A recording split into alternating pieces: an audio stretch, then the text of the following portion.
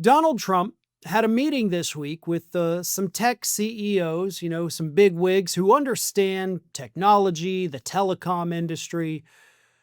And Donald Trump got very confused. In fact, at one point, when he was told by the chief of Qualcomm that, 6G cell phone networks are coming, Donald Trump's brain just completely broke.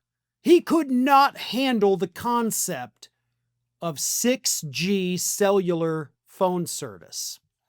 So he decided to go on a little adventure with his brain and start talking about cell phone camera quality, because he thinks 6G cell phone networks are going to change the quality of the camera on your phone. Two completely unrelated pieces of technology.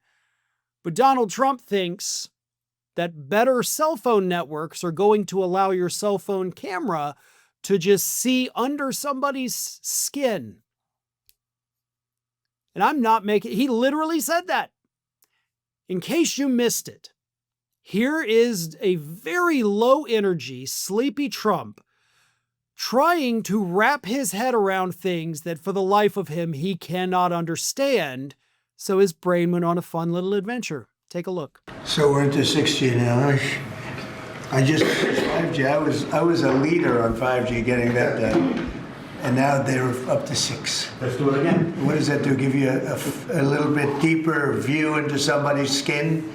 See how perfect it is? I like the cameras the old days. So they just had a nice feature. Now they cover every little. Let's see, Michael, you're in good shape. You're not gonna. But I tell you, it's the 6 is coming, huh?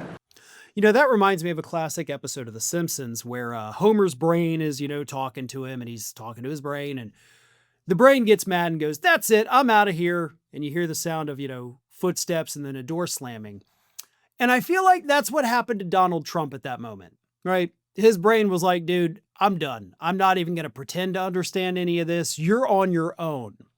So Donald Trump assumed that 6G cell phone service was about the cameras. And then, of course, oddly, in the middle of it, he looks over at whoever the hell that is off camera, and he's like, that's a good looking guy.